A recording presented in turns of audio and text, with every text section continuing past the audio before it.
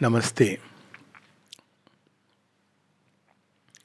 बहुत सारे लोग योग को, भगवान को बहुत एक फिलॉसफिकल ढंग से माथे में, दिमाग के अंदर विचारों के झंझावात में ढूंढते रहते हैं, फिलॉसफीज बनाते हैं, भगवान है कि नहीं है तो कैसे हैं।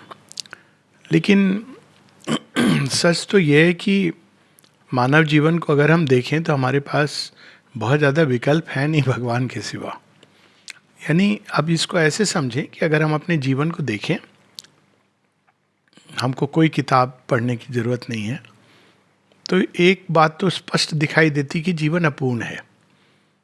और दूसरी एक और चीज़ जो बड़ी स्पष्ट दिखाई देती वो ये कि हम लोग पूर्णता चाहते हैं। पशु अपने जीवन में संतुष्ट है, जो कुछ उसके पास है या नहीं है। देवता भी अपने जीवन में संतुष्ट हैं। लेकिन मनुष्य एक विचित्र जीव है जिसके अंदर असंतोष है, क्योंकि उसके अंदर स्वप्न है, बहुत सारे स्वप्न हैं। मनुष्य स्वप्न देखता है। एक्चुअली ये कहा जाता है कि मनुष्य ही स्वप्न देखता है, ऐसा कहा गया है, बड़ी स्टडीज हुई हैं इस पर। और देवता स्वप्न नहीं देखते क्योंकि वो सोते ही नहीं, अपनी आंखें नहीं बंद करते।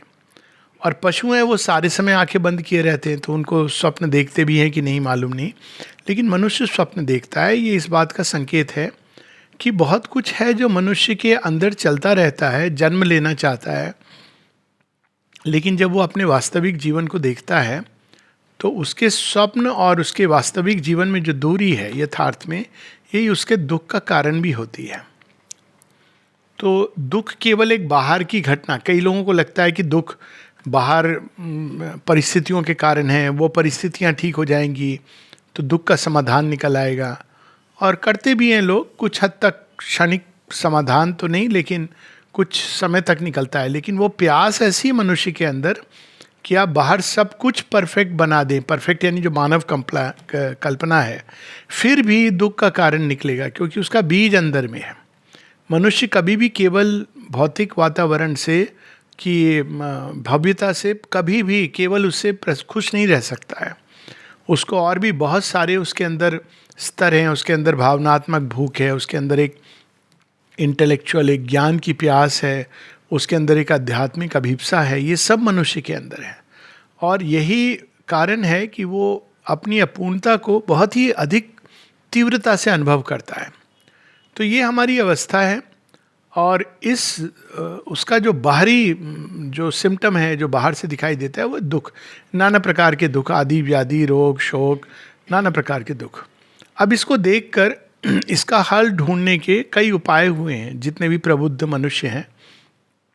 एक उपाय ये हुआ है कि हम आपस में मिल कर के एक दूसरे की समस्याओं को समझें और उसको इम्प्रूव करने की चेष्टा करें।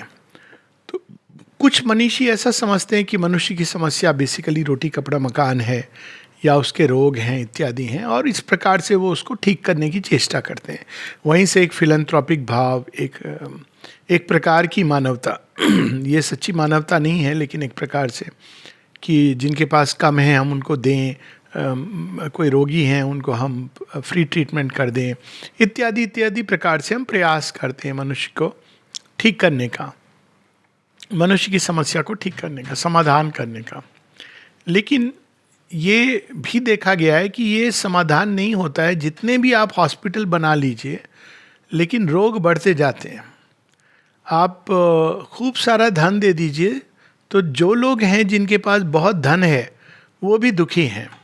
आप बाहर से सब कुछ दे दीजिए, लेकिन फिर भी दुखी हैं। तो एक चीज़ स्पष्ट है कि बाहर से मनुष्य की समस्या को हम बाहर की चीज़ों से जब समाधान करते हैं तो वो समाधान नहीं होता। वो एक कुछ देर का एक अर्धविराम या एक बाम होता है, जिसको अपॉइंटमेंट की तरह लगा देते हैं।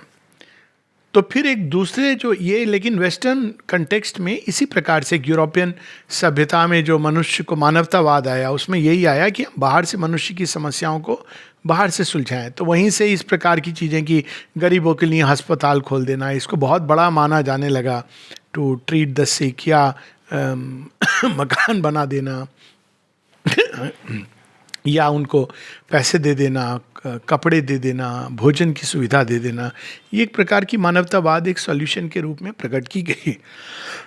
लेकिन भारत का जो चिंतन है और ईस्टर्न दर्शन है, उसका ये चिंतन ये है कि दुख का मूल कारण अंदर है, और उसको आप बाहर से कुछ भी करें उससे आप उसका मौलिक समाधान नहीं ढूंढ पाएंगे। क्योंकि रूट कहाँ पर है? वो अज्ञान में है, ईगो में है। कैसे अज्ञान और ईगो में है? क्योंकि अज्ञान के कारण उसको यही नहीं पता है कि वो स्वयं वो आत्मनिर्भर हो सकता है। वो अपने अंदर अगर जब वो जान जाता है कई सारी चीज़ें जिनसे हम दुखी होते हैं, जब कोई व्यक्ति अपने आत्म तत्व को पा लेता है तो ऑलवेज एक पीस, एक जॉय की स्टेट रहती है कॉन्स्टेंटली। अंदर में वो प्रेम अपने आप निकलने लगता है जो अदरवाइज वो हम बाहर से ढूंढते हैं। भावनात्मक भूख, अंदर ही ज्ञान की एक गांठ खुल जाती है। तो वास्तव में वो जो समाधान है वो हमारे अंदर है। जिस दिन वो अज्ञान समाप्त हो जाता है तो ये सारी चीज़ें साथ में समाप्त हो जाती हैं। बाहरी कंडीशंस रहती हैं, रोग फिर भी होता है, और अगर धन से जो कंफर्ट मिलते हैं हो सकता है आप नहीं हो उसके पास, लेकिन वो समस्याएं होने पर भी अंदर से वो प्रसन्न रहना और सुखी रहना सीख लेता है। क्यों? क्योंकि उसके अंदर दुख की गांठ टूट गई है और वो हिस्सा खुल जाता है जहाँ कांस्टेंट एक प्रसन्नता, एक सुख, एक फेलिसिटी, एक जॉय और अंततः एक आनंद का आभास सदैव रहता है। तो ये सॉल्यूशन एक भारतवर्ष का ये समाधान है। लेकिन इस सॉल्यूशन के दो भाग हैं। एक भाग है जो बुद्ध बताते हैं, वो भाग ये है कि हाँ, अंदर में एक ऐसी अवस्था है जिसमें शांति और आनंद है, लेकिन बाहर की जो अवस्था है उसमें ये सारी चीज़ें जिसको हम देखते हैं, रोग है, शोक है, मृत्यु है। और हमें प्रयास ये करना चाहिए कि बाहर के जीवन को जस्ट एक एक्सेप्टेंस के साथ कि अब ये जो है सो है। इसके कई कारण हैं, फिलॉसफिकल कारण हैं या स्पिरिचुअल रीजंस, लेकिन मूल समाधान है कि हम अपने अंदर जाकर के उस सत्य को ढूंढ लें और उससे हम शांति और आनंद में रहेंगे। ज्ञान की गांठ खुल जाएगी तो ज्ञान भी होगा, प्रेम की गांठ खुल जाएगी तो प्रेम भी सदैव हमारे अंदर बहता रहेगा। लेकिन ये आधा अधूरा समाधान है, इसमें पूरा समाधान नहीं है। शरीर की समस्या रहेगी, आपसी वैमनस्य जो संसार में डिसहार्मनी, ये सारी चीज़ें अपने आप नहीं ठीक हो जाएंगी। तो यहाँ पर एक दूसरा जो समाधान वो ये रहा है कि जब हम इस आत्म तत्व को प्राप्त करते हैं तो क्या इससे हमारा बाहर का जीवन बदल सकता है? तो यहाँ पर एक धारा भारतीय चिंतन की ये रही कि हाँ, बदल सकता है। और ना केवल बदल सकता है, ये भी कि इन दोनों में भेद करने की बजाय कि एक बाहर का जीवन, एक अंदर का जीवन है, बाहर के जीवन को भी, हमारे रोज के कर्म, इनको भी हम माध्यम बना सकते हैं उसी सत्य को ढूंढने का, गांठ को खोलने का। ये एक अद्भुत सॉल्यूशन है। अगर हम गीता की दृष्टि से देखें या महर्षि अरविंद जो बताते हैं, तो स्पिरिचुअल लाइफ को दो भाग में नहीं डिवाइड किया जाता है कि ये मटेरियल लाइफ है, ये स्पिरिचुअल लाइफ है। हम मटेरियल लाइफ और दैनिक जीवन की सभी चीज़ों के अंदर अगर हम गहराई में उतरते चले जाएं, इसी अभिप्सा के साथ कि और सुंदर बने और दिव्य बने, तो हम देखेंगे कि वही चीज़ अपने आप में एक माध्यम बन जाती है दिव्यता के उद्घाटन के लिए। क्योंकि दिव्यता हर किसी के अंदर है, हर चीज़ के अंदर है और हर गति के अंदर है। इसके पीछे मौलिक भाव ये है। अब इसी चीज़ को जब हम और आगे बढ़ाते ले जा सकते हैं कि किस हद तक ये दिव्यता प्रकट हो सकती है, तो वहाँ श्री अरविंद ये कहते हैं कि वो इस हद तक प्रकट हो सकती है कि भौतिक जीवन को आमूल चूल रूपांतरण कर सके। और उसके पीछे भी जो लॉजिक है, बड़ी सुंदर लॉजिक है कि भगवान यदि सर्वत्र हैं तो देह में भी है, और अगर देह में है तो एक एक कोशिका में है। तो यदि वो एक एक कोशिका के अंदर हैं तो फिर क्यों नहीं वो प्रकट होकर कोशिकाओं को रूपांतरित कर सकते हैं। यानी जो कोशिकाएं अभी दुख, पीड़ा, कष्ट, रोग, इनसे बहुत जल्दी प्रभावित होती हैं, क्या ये संभव नहीं है कि ये दिव्यता बाहर निकल करके हमारे जड़ तत्व को ही पूरी तरह रूपांतरित कर दे? तो श्री अरविंद यहाँ पे कहते हैं कि हाँ, बिल्कुल ये संभव है। ना केवल संभव है, ये इनएविटेबल है। क्योंकि ठीक वैसे जैसे जड़ तत्व के अंदर मन था, प्राण था, वो प्रकट हुआ मॉडिफाई करते हुए जड़ तत्व को, अब ये दिव्यता प्रकट होना चाहती है जड़ तत्व को ही, लिविंग सेल्स को मॉडिफाई करके डिविनाइज सेल्स बनाने के लिए। ये प्रोसेस चल रही है। ये एक प्रोजेक्ट है जो श्री अरविंद माता जी ने इनिशिएट किया है। और जब ये प्रोजेक्ट कंप्लीट होगा तो हमारे एक नया शरीर, वो शरीर जो एक दिव्य देह है, श्री अरविंद इसको कहते हैं divine life in a divine body. Divya जीवन एक दिव्य देह के अंदर ये संभव होगा। तो ये कब होगा? क्या कोई ऐसी मैजिकल तरीका नहीं है? मैजिक नहीं होता है सृष्टि के अंदर, क्योंकि हर चीज़ प्रोसेस से होती है। लास्ट पॉइंट मैजिकल लगता है, लेकिन उस मैजिक के पीछे प्रयास होता है। तो प्रयास क्या होगा? प्रयास ये होगा कि दिव्यता अगर अंदर है वो प्रकट होगी अचानक, तो हमारी सेल्स उसको झेल नहीं पाएंगी। इट इज़ लाइक अभी बात हो रही थी सोलर उसकी, तो सूर्य के पास तो अथाह ऊर्जा का भंडार है। वो अब कोई अगर ऐसा कहे अच्छा ऐसा है, बहुत अच्छी बात है, तो हम लोग फिर ये इलेक्ट्रिकल ये सब क्यों करते हैं? चलो ऐसा करें, कल से हम सब सोलर लाइट से इलेक्ट्रिसिटी आ जाए। तो जो वैज्ञानिक होगा कहेगा हाँ हाँ ठीक है, प्रिंसिपल में ये सच संभव है, लेकिन ये ऐसे नहीं कि कल ही हो जाएगा।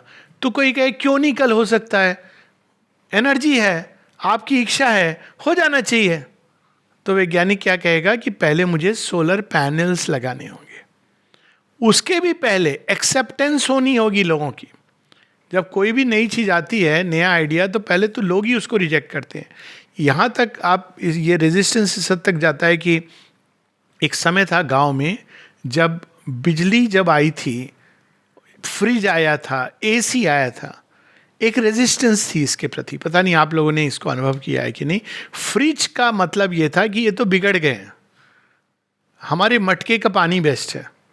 अब इसमें कोई दो राय नहीं कि मटके का पानी बेस्ट है वैसे लेकिन हम फ्रिज में, और ये मानसिकता यहाँ तक चली गई कि भाई हमको नहीं लेना है। स्कूटर आया तो अरे ये तो बड़े फैशनेबल हो गए हैं लोग, स्कूटर इन्होंने ले लिया, अपने आप को पता नहीं क्या समझने लगे साइकिल ही अच्छी है। तो एक मानसिकता ये होती है जो पहले आइडिया के लेवल पर ही नहीं एक्सेप्ट करती है, लेकिन फिर कुछ लोग इसको करते हैं, कार्यरत करते हैं। दूसरे लोग उनको शक से देखते हैं कि ये तो हो नहीं सकता। और एक दिन वो देखते हैं कि ना केवल सोलर पैनल लगा के आपका घर प्रकाशित हो गया, बल्कि एक्स्ट्रा ऊर्जा है जो आप दूसरों को दे रहे हो।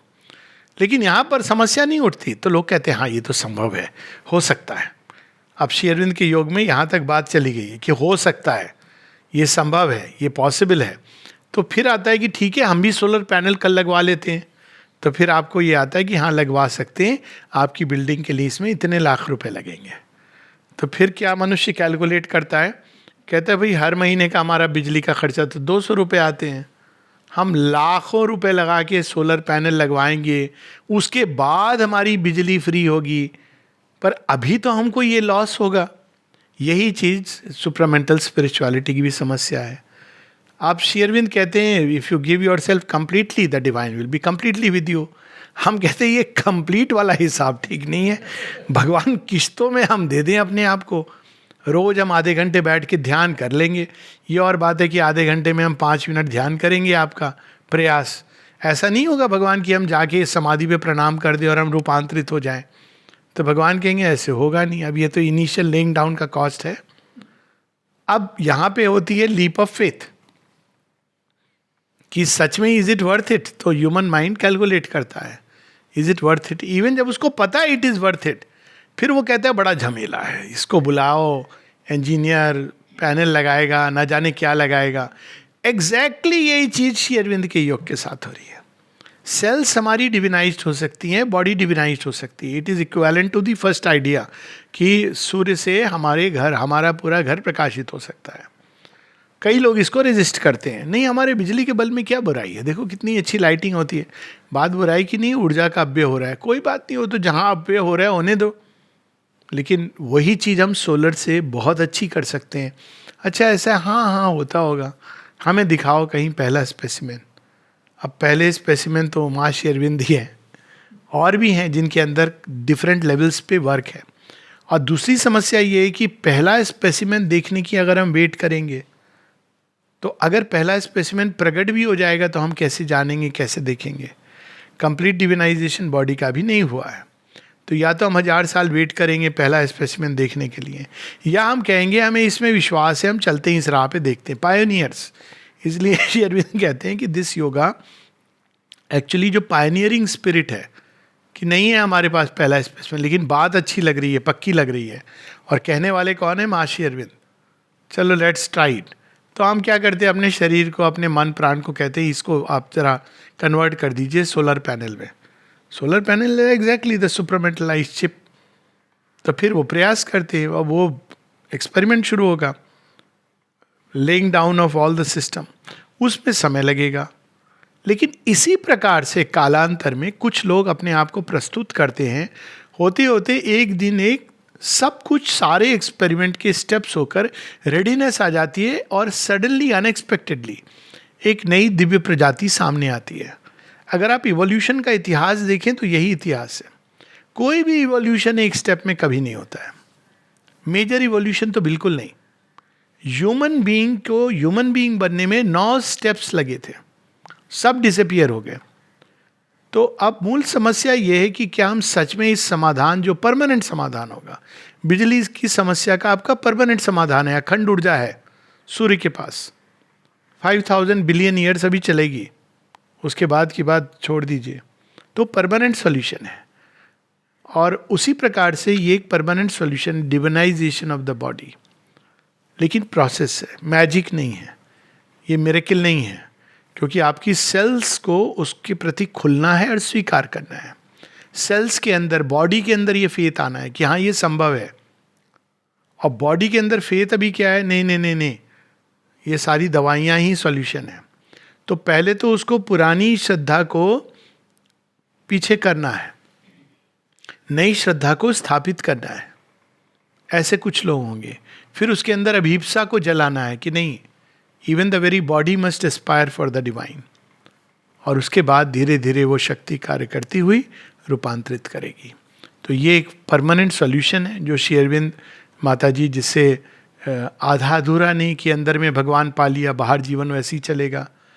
बिल्कुल अपूर्ण नहीं कि भाई हम बाहर से, बाहर की समस्याओं को बाहर से घर बना देंगे और दवाई मुफ्त दे देंगे, ये तो बिल्कुल ही समाधान नहीं है। वो तो मनुष्य वही अज्ञान में रहेगा, उसको आप सब दे देंगे फिर भी वो लड़ाई झगड़ा करेगा, उसको शांति नहीं मिलेगी अंदर में, उसको ज्ञान की गांठ नहीं खुलेगी, प्रेम नहीं आएगा, आनंद नहीं आएगा। और श्री अरविंद कहते हैं कि अंदर में जो परफेक्शन है उसको हम बाहर में प्रकट करना, यही श्री अरविंद के अध्यात्म का जो मूल मंत्र है। इनर परफेक्शन है, डिवाइन परफेक्शन है, ये स्पिरिचुअल कॉन्शियसनेस या जो लोग मिस्टिक्स हैं वो जानते हैं, अंदर में भगवान है। लेकिन अंदर की दिव्यता को बाहर प्रकट करना, जीवन में उतारना, वाणी में प्रकट करना, विचारों में वो स्पंदन होना, हृदय के अंदर वो मिठास और ट्रू लव का भाव होना, प्राण के अंदर उस ऊर्जा का समावेश होना, और यहाँ तक कि शरीर और कण कण के अंदर वही दिव्यता को प्रकट करना, ल्यूमिनस बॉडी जो कालांतर में आएगा, ये श्री अरविंद के योग का अंतिम लक्ष्य है। नमस्ते।